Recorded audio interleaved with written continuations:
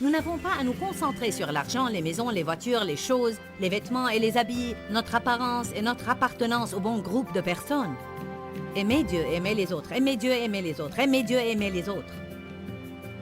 Faire les choses que Dieu vous guide à faire. Restez avec nous dans Jouissez de votre vie.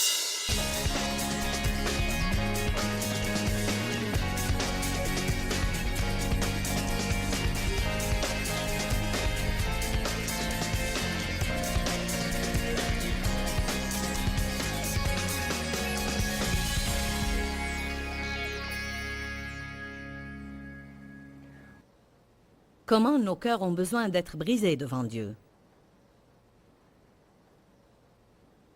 Nous parlions de comment nos cœurs sont endurcis. Même après avoir été sauvés, nous pouvons avoir les cœurs durs. Vous savez, j'ai été abusée dans mon enfance et maltraitée par un grand nombre de personnes et j'ai développé un cœur dur. Parfois, les gens auront les cœurs endurcis parce qu'ils ne veulent plus être blessés. Mais quand j'ai commencé à étudier la parole de Dieu et j'ai voulu être le genre de chrétien que Dieu voulait que je sois, j'ai trouvé que j'avais du mal à être clémente et à vivre selon l'amour parce que mon cœur était endurci. J'ai trouvé que j'avais du mal à pardonner aux autres et que j'avais du mal à ne pas avoir de la rancune. Alors Dieu avait à faire un grand travail en moi. Et il fait cela avec chaque individu. Nous parlions de comment Dieu nous traite, comment il nous châtie. Hier, nous étions en train de parler de la boîte à outils de Dieu et comment il se sert des expériences sanctifiées pour faire un travail plus profond dans notre vie. Ainsi, nous passons d'un cœur endurci à un cœur tendre. Amen. En fait, je crois que nous passons d'un cœur endurci à un cœur brisé à un cœur tendre. D'un cœur endurci à un cœur brisé à un cœur tendre. Avoir le cœur brisé n'est pas quelque chose de négatif. Nous ne parlons pas d'un cœur brisé négativement, mais d'un cœur brisé d'une façon divine. Cela nous fait souffrir et nous cause de la peine, mais c'est une peine divine qui nous porte à la repentance dans notre vie. Je vous ai mené à une écriture dans 2 Corinthiens qui raconte comment Paul a écrit une lettre à l'Église et il a dit « J'étais affligé et attristé de vous avoir causé de la peine par ma lettre, mais maintenant je ne le regrette plus parce que cette peine divine vous a porté à la repentance. » Amen. Alléluia. Deutéronome 30, verset 6 dit « Le Seigneur ton Dieu te circoncira le cœur, à toi et à ta descendance, pour que tu aimes le Seigneur ton Dieu de tout ton cœur, de toute ton âme et de tout ton être, afin que tu vives. » Nous allons lire cela encore une fois dans une minute, mais waouh, waouh, waouh, waouh, waouh. Avant de commencer à enseigner, j'ai passé près d'1 heure à vous raconter l'expérience que j'ai vécue avec Dieu il y a 26 ans et comment j'ai su qu'il y avait quelque chose qui manquait dans ma vie et qu'une des Écritures saintes qui m'a interpellée était cette écriture et d'autres qui lui ressemblent et qui dit « Tu aimeras l'Éternel ton Dieu de tout ton cœur, de toute ton âme, de tout ton être. » Et je me suis rendu compte que je n'aimais pas vraiment Dieu de toute mon âme. Je me sentais accusée par ma conscience quand je lisais ces Écritures. Il est facile dans notre société aujourd'hui de dire que nous aimons Dieu, mais pourtant nous ne lui donnons pas la primauté dans notre vie. Le premier commandement dit « Tu n'auras pas d'autre Dieu devant ma face ». Cela veut dire rien, ni personne, ni métier, ni possession, rien n'est supposé avoir la primauté. Dieu veut avoir la primauté. Rien d'autre ne le satisfera. Vous ne pouvez pas tout simplement prendre Jésus et l'ajouter à votre fouillis.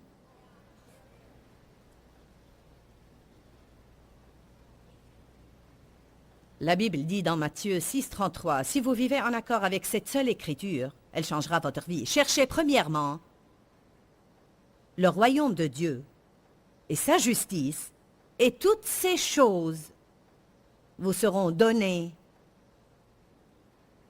par-dessus. » Dans l'histoire de Marie et Marthe, quand Jésus est venu chez elle, et Marthe était occupée aux soins domestiques, la Bible amplifiée dit elle était affairée et très occupée aux divers soins domestiques. Il y a plein de choses dans le monde qui peuvent nous distraire, n'est-ce pas? Elles essayent d'envahir notre vie et de prendre ce temps que nous avons besoin de consacrer à Dieu tous les jours. Marie a oublié le travail et s'est assise aux pieds de Jésus et Marthe s'est mise en colère. « Pourquoi tu ne lui dis pas de m'aider ?» Et Jésus lui répondit, « Elle a choisi la bonne et la meilleure part. Si nous donnons à Dieu ce qui lui revient de droit légitimement, c'est-à-dire la première place de notre vie, toute autre chose reprendra sa place légitime et toute autre chose marchera parfaitement. Si vous donnez à Dieu le temps avant toute chose, il peut vous faire gagner du temps le reste de la journée. » Alléluia. Peut-être cette écriture dérange certains d'entre vous aujourd'hui. Sinon, alors je suis peut-être en train de prêcher le faux message et je ne crois pas que je prêche le faux message. L'écriture dit, « Le Seigneur ton Dieu circoncira ton cœur. » Le mot circoncire signifie couper. La circoncision dans l'Ancien Testament faisait allusion au fait que le Seigneur voulait un peuple qui possède des cœurs circoncis.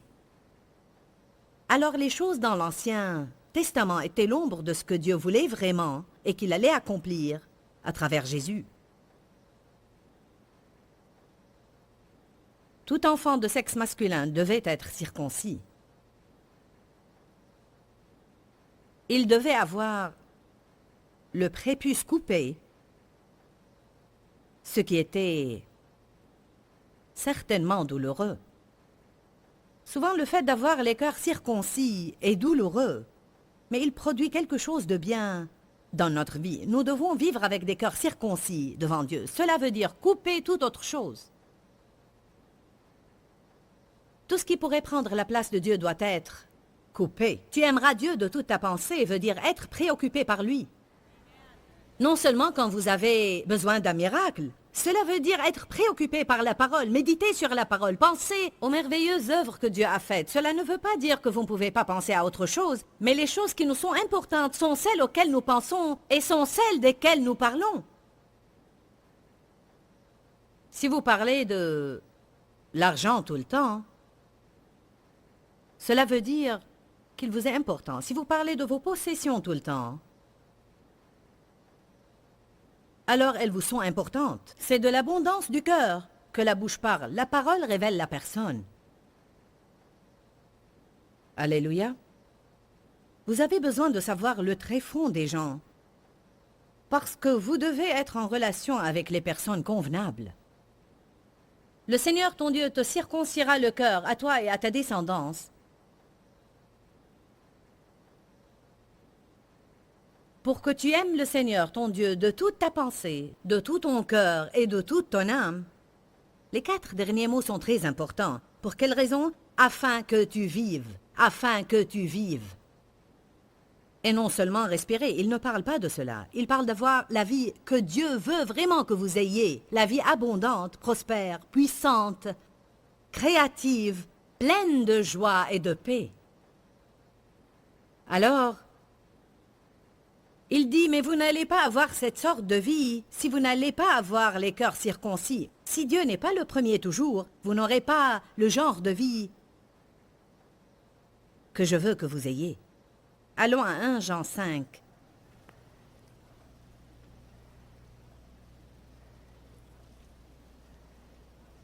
Verset 21. Que sont les idoles à votre avis? Elles sont plus que des statues sculptées devant lesquelles les gens se prosternent. Je peux vous dire qu'il est évident que vous aimez Dieu, sinon vous n'auriez pas été là un samedi matin. Mais il est aussi évident que Dieu savait ce que j'allais prêcher, alors il vous a amené ici car vous avez besoin d'écouter ce que je vais dire.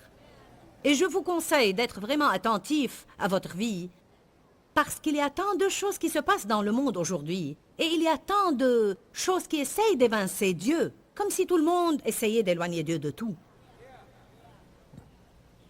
Il faut faire attention que les autres choses ne vous envahissent pas et ne prennent pas la première place dans votre vie qui appartient à Dieu. Il faut faire attention de ne pas avoir des idoles. Vous savez, votre maison peut devenir votre idole. Vous pouvez être tellement résolu à faire votre maison paraître comme un lieu touristique. Alors vous pouvez passer beaucoup de temps à décorer, nettoyer et arranger. Décorer, nettoyer et arranger. Inviter des gens chez vous pour les impressionner et nettoyer quand ils partent. Vous pouvez être trop pris par cela. Et ce que les gens pensent de votre maison pourrait devenir une idole pour vous.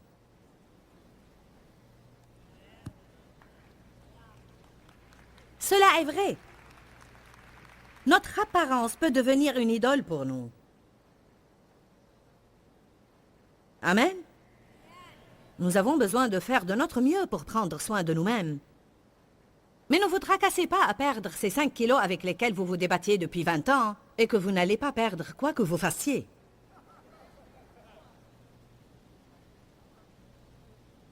Ne comparez pas votre apparence à celle des autres et ne faites pas de votre beauté une idole.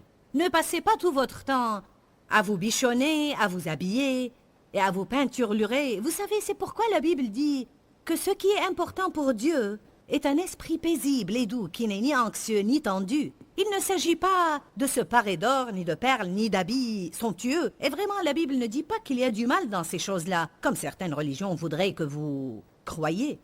Dieu veut que je paraisse belle. Il me regarde tout le temps et je ne veux pas lui faire peur. À vrai dire, j'essaie de m'habiller décemment et je dis au Seigneur plusieurs fois le matin en m'habillant, « Je m'habille pour toi, Jésus. Je veux te représenter d'une façon décente aujourd'hui et je veux m'habiller avec excellence. » Mais vous pouvez dépasser une certaine limite. Les personnes qui se fichent de leur apparence vont vers une extrême, mais il en est de même de ceux qui raffolent de leur apparence. Il faut que tout soit gardé en équilibre. Nous pouvons faire d'une personne une idole. Vous pouvez idolâtrer tellement une personne que vous lui obéissez beaucoup plus que vous n'obéissez à Dieu.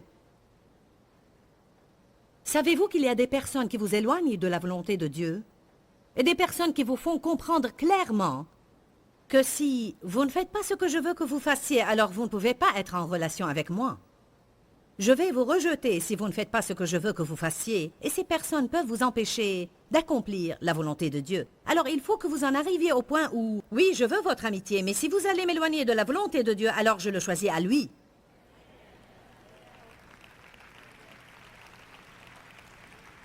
Amen. Alléluia. Très souvent, les femmes veulent savoir au sujet de la soumission et où fixer les limites. Je veux vous dire quelque chose de défini. Si un homme essaye de vous éloigner de Dieu, c'est là où vous fixez les limites. Amen. Si quelqu'un vous dit que vous ne pouvez pas avoir une Bible, vous ne pouvez pas prier, vous ne pouvez avoir aucun livre chrétien à la maison, vous ne pouvez pas fréquenter des chrétiens, c'est ici que vous devez fixer les limites.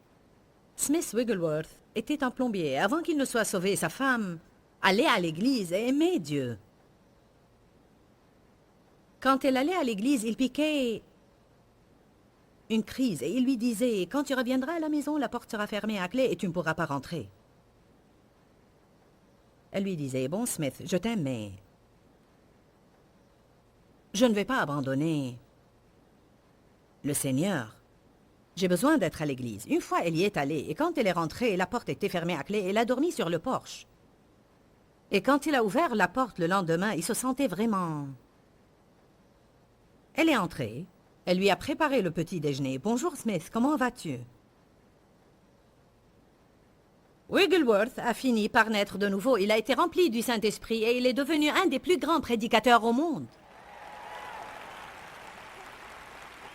Maintenant, que serait-il arrivé si quand il a dit « Tu n'iras pas à l'église », elle avait dit « D'accord. Il faut se soumettre. » Ne soyez pas des pharisiens endurcis. Nous devons nous soumettre à l'autorité, mais ne vous soumettez pas à quelqu'un qui vous pousse à pécher.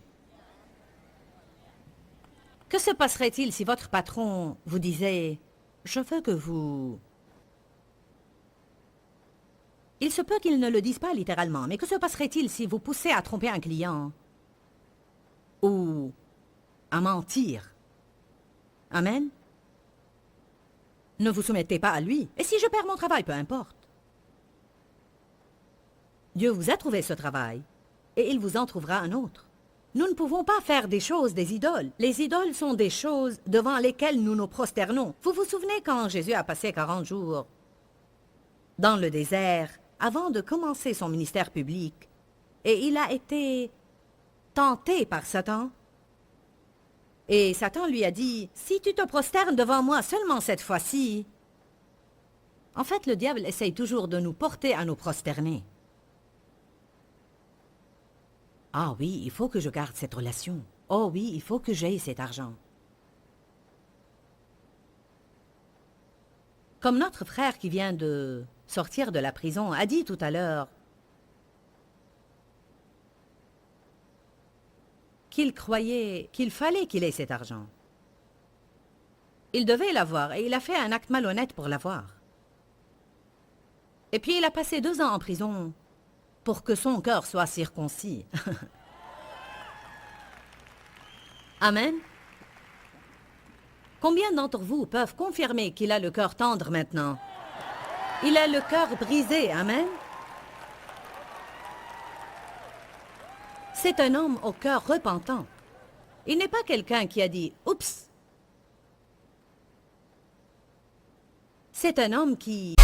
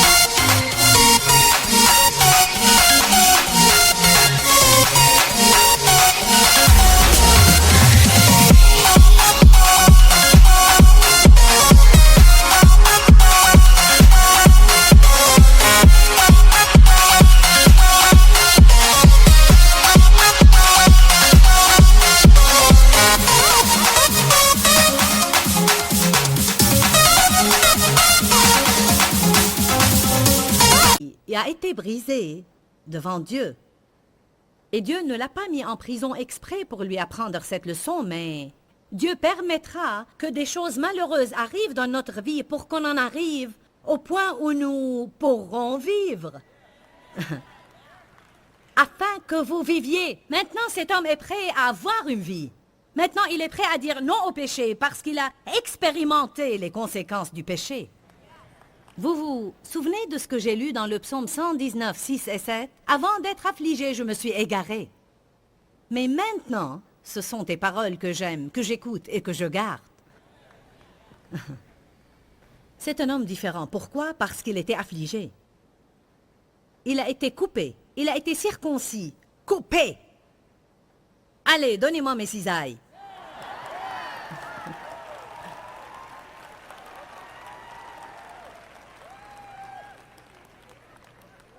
C'était tout simplement comme si le Seigneur a dit à Steve, « Bon, Steve,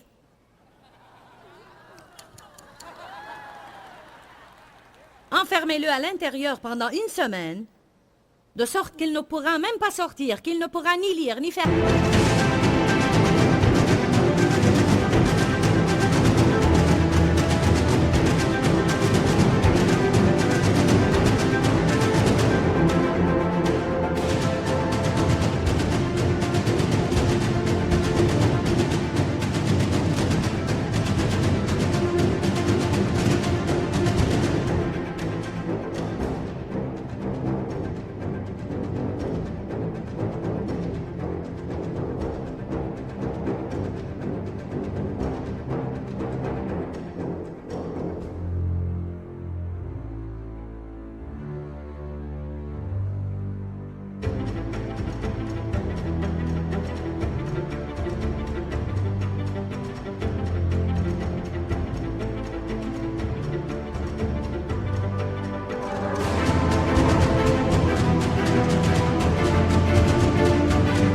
Quoi que ce soit sauf penser.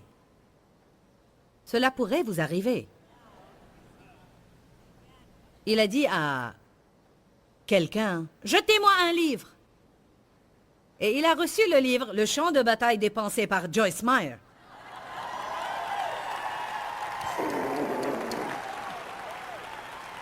Tu n'as rien d'autre à faire. Lis ce livre.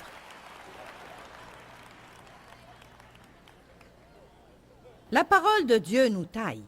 Les expériences scientifiques que nous avons dans la vie nous taillent. Elles nous font vraiment passer d'un cœur dur à un cœur brisé à un cœur tendre. Je ne crois pas que vous pouvez passer d'un cœur dur à un cœur tendre. Je crois qu'il faut que vous soyez brisés, en quelque sorte. Dieu a à nous confronter dans notre vie. Allons à 1 Jean 5, 21. Petits enfants, protégez-vous des idoles, des faux dieux, de toute chose qui pourrait occuper ou même prendre la place de Dieu dans votre cœur, de tout ce qui pourrait le remplacer et prendre la première place dans votre vie. Amen. Ainsi soit-il. Je vois une responsabilité ici. Bien-aimés, gardez-vous.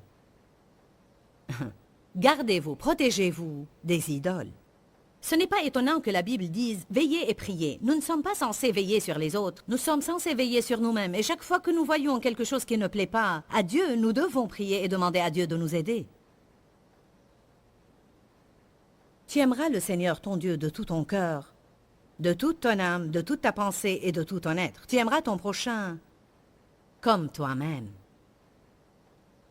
De ces 2 commandements dépend toute la loi et tous les prophètes. Si nous pouvons nous concentrer à aimer Dieu et aimer les autres, aimer Dieu et aimer les autres, aimer Dieu et aimer les autres, oh, la vie sera très belle. Nous n'avons pas à nous concentrer sur l'argent, les maisons, les voitures, les choses, les vêtements et les habits, notre apparence et notre appartenance au bon groupe de personnes.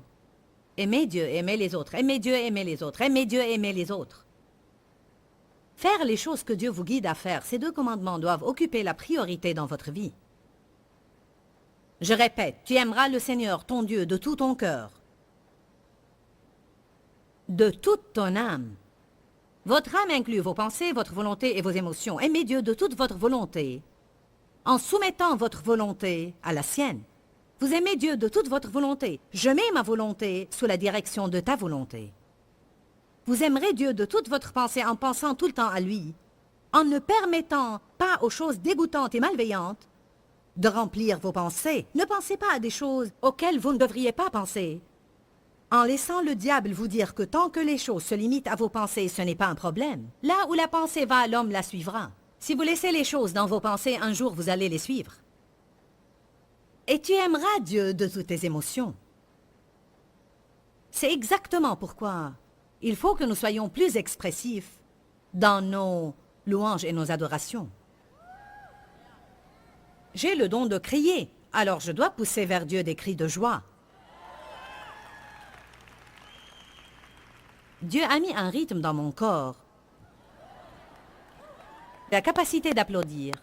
Il m'a donné la capacité de lever les mains et le louer. La Bible dit 7 fois par jour, vous devez lever des mains innocentes vers Dieu.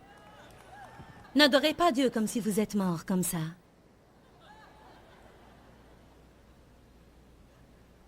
Mais je ne crois pas qu'il est juste d'être émotionnel. Vous êtes émotionnel à d'autres occasions. Vous êtes émotionnel dans les matchs de football et de basketball et quand vous êtes en colère. Vous vous énervez quand une voiture vous barre la route sur l'autoroute. Pourquoi on peut éprouver des émotions dans tout domaine de notre vie, sauf en ce qui concerne notre relation avec Dieu? Je suis émotionnel au sujet de Jésus. Je suis très émotionnel au sujet de Jésus.